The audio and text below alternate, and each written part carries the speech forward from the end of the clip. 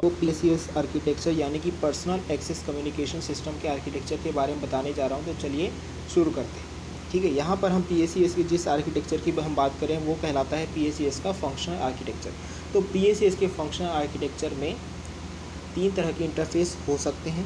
पहला होता है A इंटरफेस, दूसरा होता है P इंटरफेस और तीसरा जो इंटरफेस होता है वो होता है C इंटरफेस।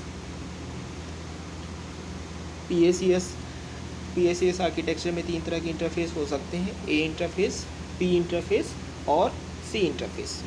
ठीक है, सबसे पहले हम यह जानेंगे कि किस इंटरफेस के अंदर क्या क्या कंपोनेंट्स होते हैं, फिर लास्ट में हम क्या करेंगे, एक डायग्राम को ड्रॉ करेंगे। ठीक है, तो देखिए अभी मैं यहाँ पर बता रहा हूँ कि PACS के A इंटरफेस में क्या क्या कंपोनेंट होते हैं। तो PACS के A इंटरफेस में 2 कंपोनेंट होते हैं। एक होता है सब्सक्राइबर यूनिट, ठीक है, एक होता है सब्सक्राइबर यूनिट जो हो सकता है कोई ना कोई हैंडसेट हो सकता है जिसके थ्रू एक सब्सक्राइबर दूसरे सब्सक्राइबर से कम्युनिकेशन को इनिशिएट कर सकता है। दूसरा हो सकता है, दूसरा भी एक सब्सक्राइबर यूनिट ही हो सकता है। ठीक है, और ये सब्सक्राइबर यूनिट मान लीजिए एक वायरलेस एक्सेस फिक्स्ड यूनिट हो सकता है जो किसी न किसी लोकेशन पे फिक्स हो। यदि हम सब्सक्राइबर यूनिट हैंडसेट की बात करते हैं तो वो एक पोर्टेबल यूनिट हो सकता है जिसको आसानी से किसी भी एक जगह से दूसरी जगह ले जाया जा सकता है। अब हम बात करते हैं PACS सिस्टम आर्किटेक्चर के P इंटरफेस के बारे में। तो यहाँ पर P इंटरफेस के अंतर्गत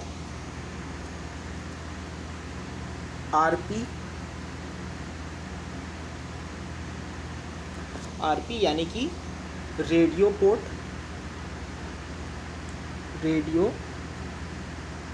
पोर्ट और इसके अलावा इसमें RPCU यानी कि रेडियो पोर्ट कंट्रोल यूनिट ये मौजूद होता है। ठीक है, इसके अलावा P इंटरफेस में AM यानी कि एक्सेस मैनेजर भी मौजूद होता है। ठीक है, इसके बाद मैं बात करता हूँ यहाँ पर C इंटरफेस के बारे में। ठीक है, तो C इंटरफेस में जो कंपोनेंट होते हैं वो कुछ इस प्रकार हैं।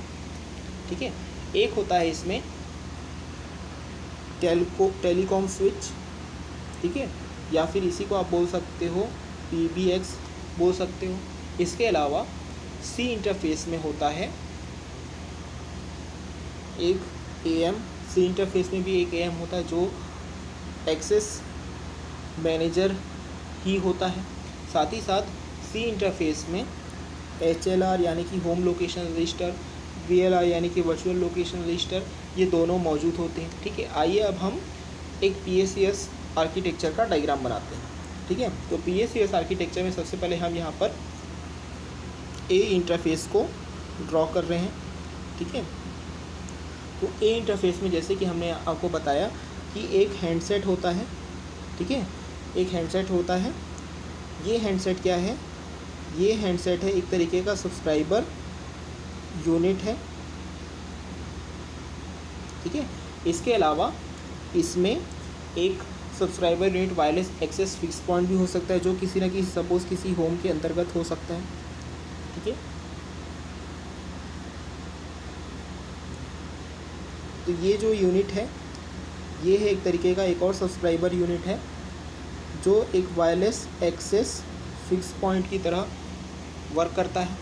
ठीक है, तो ये हुआ आपका, ये कहलाएगा आपका पूरा A इंटरफेस। अब यदि मैं P इंटरफेस को ड्रॉ करूं, ठीक है, P इंटरफेस। ठीक है, तो P इंटरफेस में जैसे कि मैंने आपको बताया एक रेडियो पोर्ट होता है, रेडियो पोर्ट। ठीक है, तो ऐसे मल्टीपल रेडियो पोर्ट्स हो सकते हैं आपके P इंटरफेस पे। ठीक है, और ये जो कनेक्टेड होते हैं ये कनेक्टेड होते हैं एक रेडियो पोर्ट कंट्रोल यूनिट, जिसके साथ एक एक्सेस मैनेजर भी जुड़ा हुआ होता है, उससे कनेक्टेड होते हैं। ठीक है, और हो सकता है कि कुछ रेडियो पोर्ट सिर्फ और सिर्फ RPCU यानी कि सिर्फ और सिर्फ रेडियो पोर्ट कंट्रोल यूनिट से भी जुड़े हुए हों। ठीक है, इसके अलावा इसी P इंटरफेस के नीचे होता है यहाँ पर ऑपरेशन एंड मैनेजमेंट सेंटर, जिसे हम बोल सकते हैं O&AMC शॉर्ट में हम बोल सकते हैं। ठीक है, यहाँ पर A एक्सेस, A इंटरफेस और P इंटरफेस जो है आपस में कनेक्टेड होते हैं। ठीक है, with the help of some signals. ठीक है, अब हम बात करते हैं यहाँ पर C इंटरफेस के बारे में।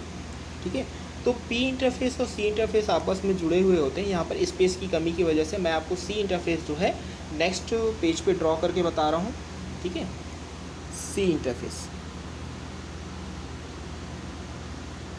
ठीक है, यहाँ पर आपको ध्यान देना है कि C इंटरफेस के लिए एक सिग्नल जो है आपके RPCU से आ रहा है। एक सेक्शन RPCU से आएगा, जिसे हम बोलते हैं C जेनरिक। ठीक है, ये रहेगा आपका C जेनरिक। ये किसके साथ कनेक्टेड होगा?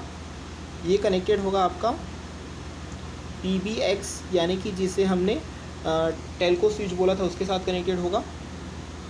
ठीक है, तो ये जो पहला वाला रहेगा ये रहेगा आपका RPCU AM वाला। दूसरा जो RPCU रहेगा वो उससे भी PBX पे कनेक्शन जाएगा। ठीक है, और ये जो एक यहाँ पर सिग्नल मिलेगा यहाँ पर, वो कहलाएगा आपका CSW और CAM।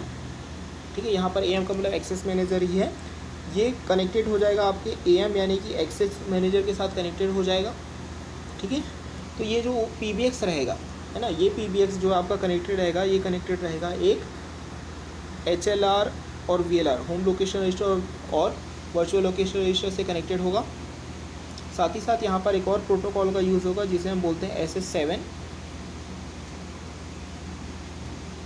ठीक है, अगेन ये भी HLR और VLR से ही कनेक्टेड होगा। तो ये था आपका PACS का फंक्शनल आर्किटेक्चर। अब हम यहाँ पर इसको थोड़ा सा और डिस्क्राइब करने की कोशिश करते हैं।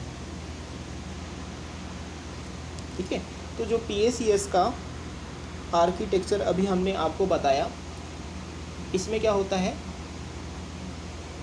जो एयर इंटरफेस होता है, इसमें जो भी हमारे पास एयर इंटरफेस होता है,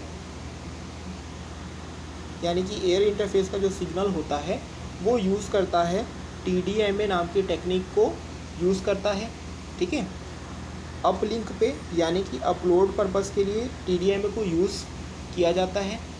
ठीक है, और यह जो कनेक्शन होता है, यह कनेक्शन होता है SU to RP यानी कि subscriber unit to radio port तक ये कनेक्शन होता है। ठीक है, और टाइम डिवीज़न मल्टीप्लेक्स इस टेक्निक का यूज़ होता है। डाउनलिंक पर इस टेक्निक का यूज़ होता है। ठीक है, यानी कि डाउनलोड पर्पस के लिए। और अगेन इसका यूज़ होता है RP to SU यानी कि radio port to subscriber unit, इसका यूज़ होता है।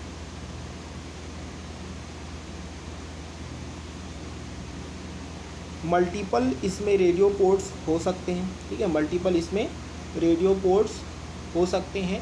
ये रेडियो पोर्ट्स जो है वो कनेक्टेड होते हैं एक RPCU यानी कि रेडियो पोर्ट कंट्रोल यूनिट के साथ वो कनेक्टेड होते हैं, जिसके लिए वो यूज़ करते हैं एक P इंटरफेस को वो यूज़ करते हैं या फिर पोर्ट्स को वो यूज़ करते हैं।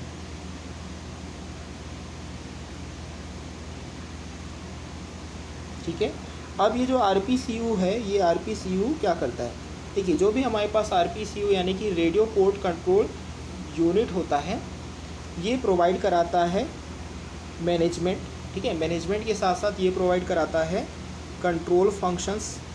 ठीक है, रेडियो पोर्ट कंट्रोल यूनिट जो है वो मैनेजमेंट और कंट्रोल फंक्शंस प्रोवाइड कराता है किनके बीच में, रेडियो पोर्ट्स और लोकल एक्सचेंज नेटवर्क्स के बीच में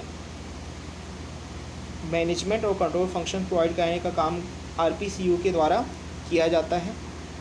ये जो RPCU यानी कि रेडियो पोर्ट कंट्रोल यूनिट रहता है, ये कनेक्टेड होता है एक स्विच के साथ, ठीक है, एक कनेक्टेड रहता है ये एक स्विच के साथ थ्रू द सी इंटरफेस के थ्रू यह कनेक्टेड होता है, ठीक है।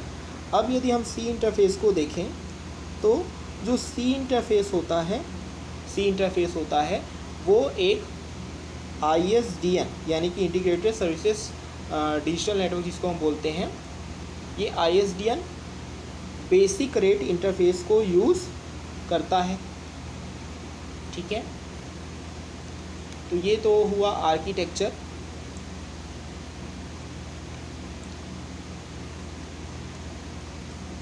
इस वीडियो को लाइक करें, शेयर करें और हमारे चैनल को ज़रूर सब्सक्राइब करें।